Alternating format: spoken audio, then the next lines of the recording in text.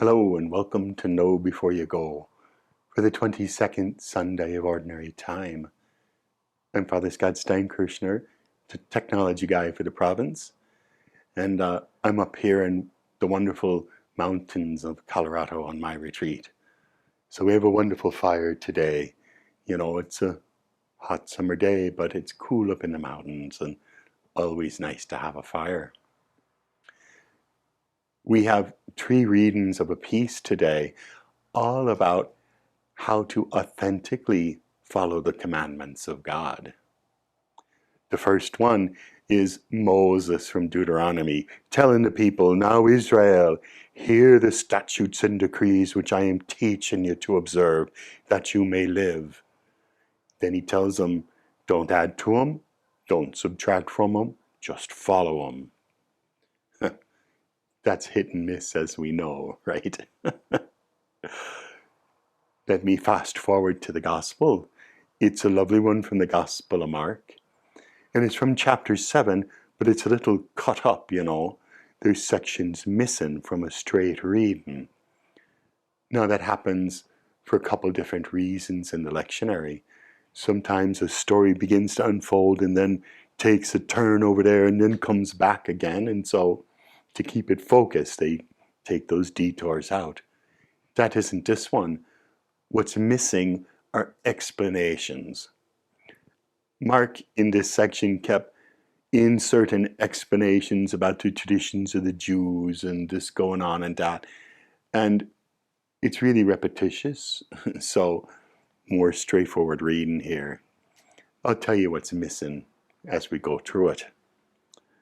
But it starts with some Pharisees and scribes have come from Jerusalem just to argue with Jesus, as it happens. And today they're complaining about Jesus' disciples. Why don't they wash their hands before they eat in a ritual sort of way? Because all the Jews do that. Well, you know, it isn't true that all the Jews do that. That was a new tradition that some of the Pharisees did and were promoting as real Jewishness. But it's not in the Hebrew scriptures. So Jesus is going to use that later to say, right, that is not a doctrine of God. That's your human precept. And don't put that at the same level as God's doctrines. But Jesus doesn't just defend the disciples. He goes on the attack. He responds, "Well did Isaiah prophesy about you hypocrites. As it is written, this people honors me with their lips, but their hearts are far from me. In vain do they worship me, teaching as doctrines human precepts." You disregard God's commandment, but cling to human traditions. 'Tis interesting because Jesus is quoting from Isaiah, but he changes it a little bit in Mark's telling here. In Isaiah, in the original, he says, well, you teach human precepts and doctrines. But Mark gets rid of the "and," so that you teach human precepts as doctrines. Much stronger, much more critical, you see, makes the argument here. And then there's a section that's skipped here. It's about Corban, a particular tradition that Jesus was really angry about, that the Pharisees were promoting, where you say, well, I've dedicated this money to God, so my parents, I can't take care of them because the money is for God and not for them. And Jesus says, no, honor your father and mother. That's a more important commandment than any Corban thing. Then we get back on track. Jesus brings in the crowds and he ups the ante. It's not just about hand washing. Jesus says, "Hear me, all of you, and understand. Nothing that enters one from outside can defile that person, but the things that come out from within are what defile." Well, this was a much bigger thing. You know, dietary restrictions are a big Jewish thing. And there's a section here where Mark explains that, and he ends with a parenthetical explanation. So Jesus actually said that no foods are banned, no foods defile or unclean. Well, in Jesus's day, in this reading, the people listening to him could not have really taken that as Jesus's literal meaning, because we hear in Acts that as a community, the Christian community is building, they're always arguing about what laws do we need to keep, what do we not, do we need to keep dietary restrictions or not. So if Jesus was clear about this, they could have just said, well, Jesus said, and that settles it. No.